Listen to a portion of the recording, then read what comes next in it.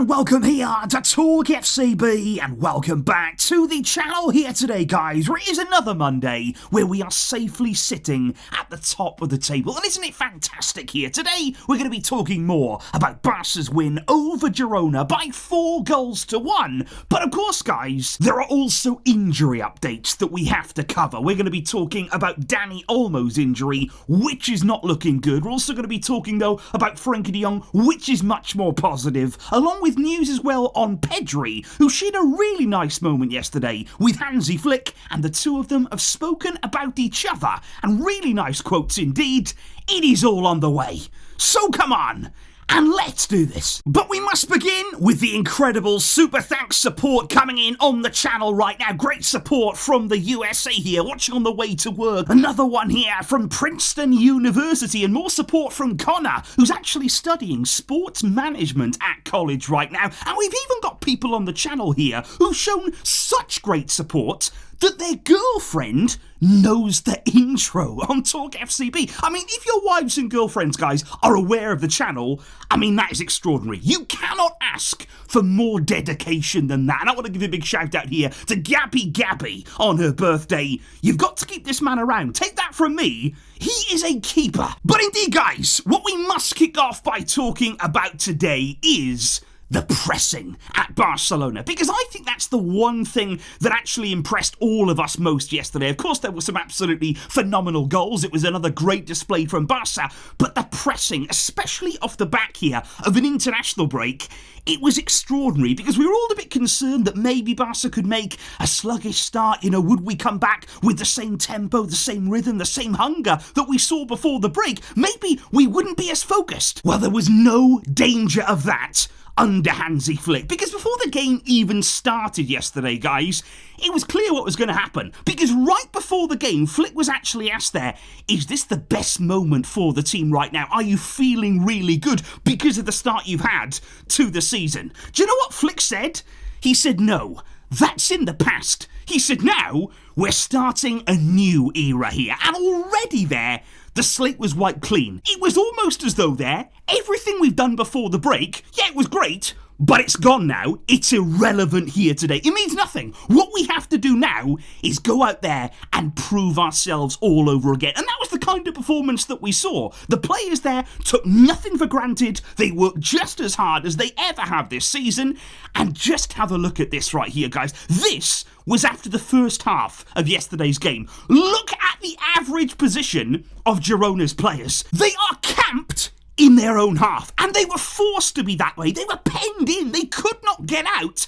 And they're not this kind of team. You know, you all know Girona. They like to be on the ball. They like to have possession there. They're a really attack-minded team. What we did yesterday with the pressing, with the constant pressure, not allowing them a moment to breathe, we turned Girona into Getafe. However, guys, we do indeed now, though, need to move on to one of the more concerning parts of yesterday's game, and of course it is the injury to Dani Olmo. Now, last night on MORETALKFCB, we actually spoke about the early feeling here on Olmo's injury from Flick, from the club, and even from the media there. There wasn't that much concern. You know, they seemed to be quite confident there that it would be only a minor issue. The media thought that it might only be 7 to 10 days out.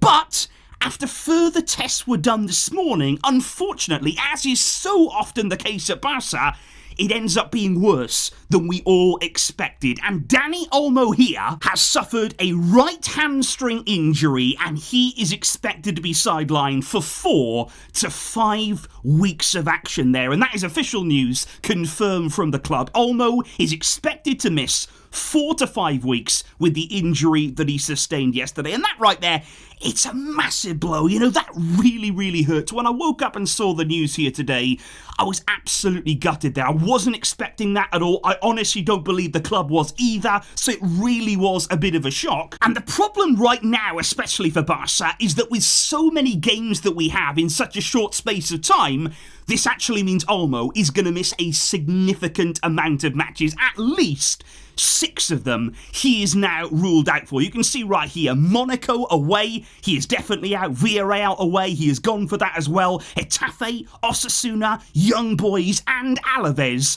Dani Olmo is expected to miss all of those games here with this hamstring injury. It's like I say, it is a cruel, cruel blow to the team, especially given everything that Olmo was doing right now. But I think the biggest question of all is, will he be back for Sevilla on the 20th of October? Because then following that, and this is the period that we're really all paying attention to right now, we've got Sevilla, then we've got Bayern, then just days after that, we have the Clásico against Real Madrid at the Santiago Bernabeu. So that is the period there that you're really looking at. You want all your players available. You want your absolute best team in form, ready for those fixtures to come. And I am just wondering here, guys, and this right here is an outside guess, whether Barca are just putting a really conservative estimate on Dani Olmo's recovery time. Because just think about it right now. 4 weeks from now would have him ready to return right in the middle of the next international break in October. Now, if Barca had said 3 weeks out for Olmo, then suddenly he'd actually be back in time for the international break. And I am sure here that it's in everybody's best interest that Dani Olmo does not go away in that international break, that he is able to have 2 full weeks there of really nice recovery during that break. So I personally, guys, would say wholeheartedly right now that I would expect him to be back following that international break, ready to play against Sevilla, working his way back in that game, and I think he'll be ready for Bayern. I think he'll be ready for Real Madrid, and that's what we need. We will absolutely need Dani Olmo for these games, because obviously we know that he did have injury concerns in the past international break. Even coming into this game, there was a few debates in the media there as to whether he would actually start, and of course we also knew very much so about his injury history when he joined the club. So that's why right now we're very, very keen not to get into that kind of situation with him. We want him to recover from this. We don't want him to be hampered by injury problems this season, and the reason for that is he's been unbelievable in a Barca shirt right now. The impact that he's had on this team ever since making his debut, coming on there against Rayo, changing that game, he has been an absolute joy to watch. And I think his goal against Girona, that was the icing on the cake. That is what he's all about there. The confidence is flowing through him right now. We're so badly going to miss him during these next few weeks. But Hansi Flick has and will find a solution. And as always, it's going to be waiting from within at Barca. Because that indeed, guys, is when it does get very interesting this morning to see Frenkie de Jong back with the group. And this is absolutely massive news right now, because yes, Frenkie did indeed, as was hoped and expected, complete part of this morning's training with the rest of the team, and that's a really important step for him in his recovery. Of course, up until this point, he's been training alone, only individually he was able to do, and apparently he hasn't been feeling any pain at all in that ankle. These are really, really encouraging signs, and if that continues here, and that's what we've got to hope for right now, then his return to this team is only going to move closer and closer and closer. And I feel like right now, guys, that would be even more important, even more vital for Hansi Flick, just to have another player in this team, and of course a very, very high quality one, who could play deeper in midfield there, in one of those 2 holding midfield positions, because what that then does is it gives you license to push one of the others forward, to have these more offensive options in the team, to try and replace the impact of Dani Olmo in that advanced central area. And for sure, one of those big candidates, it is going to be Pedri, because he is definitely one of the options there, even not only just to replace Olmo, but to at least contribute there further up the field, to be taking up more offensive positions, because look, we saw it perfectly illustrated in yesterday's game. You know, Pedri, once Olmo went off injured, he then moved to a more advanced position, and it did work perfectly. You know, he scored a fantastic goal there, the 4th goal of the game, and I've got to say again, really love that pass by Marc Casado there, slotting that through to Pedri. Pedri. Phenomenal vision, really clever play. And I just want to say as well, how well is Marc Casado playing right now? How good does he look in this team? It's absolutely incredible to see how seamlessly he's made this step up to the first team. And he looks so at home, you know, at the base of our midfield. He's got all the attributes. He can get involved in all phases of play. And I've been so impressed with him. And I'm proud of him as well to make this step up here, to be performing in the way that he is, and so consistently as well. There's a reason why in pre-season, Hansi Flick loved what he was seeing from Casado, and we are all seeing it right here. But look on Pedri, guys. I thought it was not only yet another great performance from him. We've seen so many of them in the season so far, but I thought it was also really nice and actually important to see him go over and celebrate his goal with Hansi Flick on the touchline, of course. And I always like it when there's these player-coach connections, because I think it's a really big moment, because Pedri, over the past 2 seasons at Barça, he's had a tough time. You know, he's such a talented player. He's a player that we've always all loved having at the club, but it hasn't been easy for him. You know, obviously he's had a lot of injury problems, but I also felt as though we were not getting the best out of him. He was almost stagnating there as a talent in this team.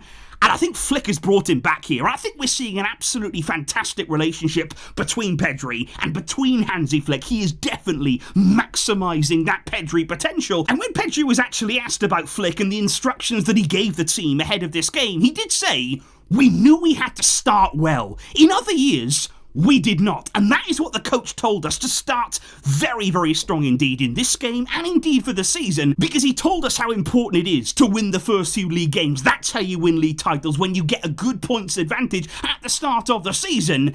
And that is exactly what we are doing there. And it's just another player who's come out and really emphasising the fact here that Flick is clear and he's concise in his instructions. Work hard. Start strong. Make sure that you are giving it absolutely everything for every minute of the game.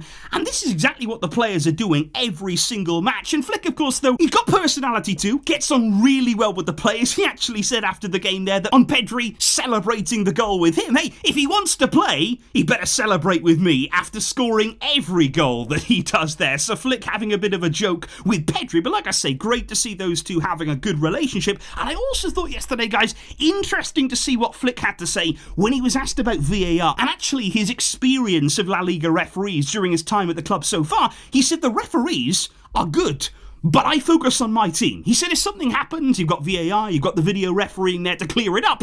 He said I don't look for excuses in the referees. I think they have done a good job in the 5 matches I've had at the club there. So Flick, no complaints right now on the referees. All that he is focusing on is his players and building this team. And despite Dani Olmo's injury, which is a blow, it is very sad. I'm really gutted about that. But he will be back soon enough. Let's hope for that. And in the meantime, we must keep this train rolling on. Hansi Flick ball, it continues here on the channel, and it continues there out on the pitch as well, guys. Let me know all of your thoughts down below. Who would you like to see at Barça replace Olmo? Who would be best suited there to that number 10 role in your opinion? There's plenty of candidates, so let me know your pick in the comments down below, and I will see you soon with lots more coming up here, of course. Thank you for all of your great support, but until next time, as always, Visca, El Barça.